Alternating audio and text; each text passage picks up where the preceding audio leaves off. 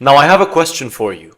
Do you think you should negotiate with or try to control your mind? Now, 2 weeks ago, I ran 120 kilometers in 3 days in a relay run from Montreal to Toronto. And honestly, like 90 kilometers from the 120 was all a mental game.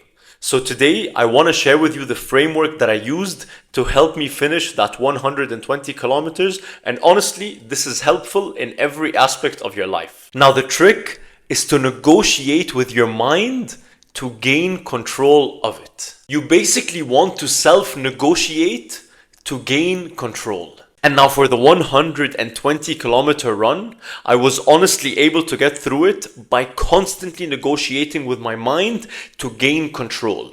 Because in something like this, the moment your mind takes control over you, you won't be able to continue the run. So you constantly have to be in control. So for example, whenever I would get that whispering voice telling me, oh, you're tired, oh, you should stop running, I would directly enter into negotiation. So I would tell my mind, okay, let's stop talking for the next 2 kilometers and then let's revisit. And then 2 kilometers would pass. And then I would tell my mind, okay, let's listen to our favorite song. And then 2 kilometers would pass. And then I would have these mini running gels to give me more energy. And I was in constant negotiation with myself until I was able to get past every single run.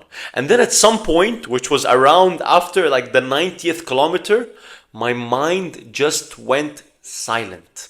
Because my mind had accepted that no matter what I told this guy, he was going to negotiate his way to control himself. Now let's say you want to start going on more runs. Now if you force yourself to go on the runs, sure, that might work in the short run. But I promise you, you will eventually stop going on the runs. And let me tell you why. Let's suppose you have 2 voices in your head. One voice is telling you, let's go on the run, we have so much energy, it's good, it's gonna make me feel amazing, all that lovely stuff. But then you have that other voice that's telling you, wouldn't it feel so much better if we just sat on the couch and watched some YouTube? Wouldn't it feel so much better if we ordered a nice pizza or whatever? Now those 2 voices exist. Now you don't have to listen to just one of those voices. You can actually get the best out of both worlds. Because if you only listen to the side of you that wants to go on a run, you will be neglecting the other side of you that just wants to relax, watch a TV show and order some food. But then if you only listen to the side of you that wants to sit down and relax, then you will be neglecting the side of you that wants to go on a run. And now here's where the negotiation comes in. You have both voices. One voice that wants to go on a run and the other voice just wants to relax. But here's what you do. You make a deal. But once you make the deal, there's no going back. And the deal can look something like this. If we go on a 10K run, then you deserve to sit down, order your favorite food, and watch whatever TV show you want. But the condition is that if you don't go on the 10K run, then you don't deserve to sit down and watch the YouTube and eat whatever you want. And now you might be thinking, Omar, I've done this before and I've tried making these deals. But here's where the extremely important part is. If you don't hold one end of the deal, then this is when you will start to lose trust in yourself and your negotiation power will go down significantly. Now, because I was the kind of person that tried to control my mind at all times with no negotiation, I really struggled with the negotiation at the beginning.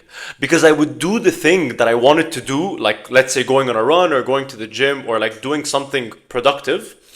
I would then struggle to give myself the rest that I deserved because I was so used to forcing myself to do things and not allowing myself to rest, which is what eventually led to me getting burnt out.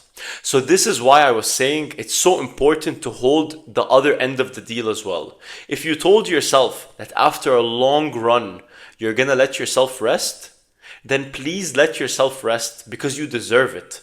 And the more you rest, the more you'll be able to give your mind and body a better chance at the next run you're going to have. And like I said, this applies to everything, including running and outside of running. And now something that really helps me when I'm negotiating with my mind is that I treat my mind as if it's my child that I'm raising. Because when you're raising a child, you can't force the child to do something. The moment you force someone to do something and you look the other direction, they're gonna stop doing it. So it's all through a negotiation. If you help me do this, I will provide you with this, and vice versa. And your mind might also sometimes become irrational the same way a child could be. So when we start to look at our minds the same way we would look at children, I promise you, you will have so much more empathy and kindness with yourself. And by the way, you don't want to end up micromanaging yourself. So you want to negotiate a system for yourself. And then if the system doesn't work, then you want to renegotiate that system. But if the system is working, great. You don't need to always be micromanaging everything you're doing and constantly be in negotiations. That gets too tiring on the mind. And by the way, I'll be completely honest with you. I'm not always negotiating with myself. Sometimes when I wake up in the morning, there's no time for a negotiation. I have to force myself to get out of bed. But what I'm saying is that for the long term, it's definitely better if you negotiate with yourself. Now, there's some instances where there's no time to negotiate and you have to make a decision and you gotta force yourself to do things. It is what it is.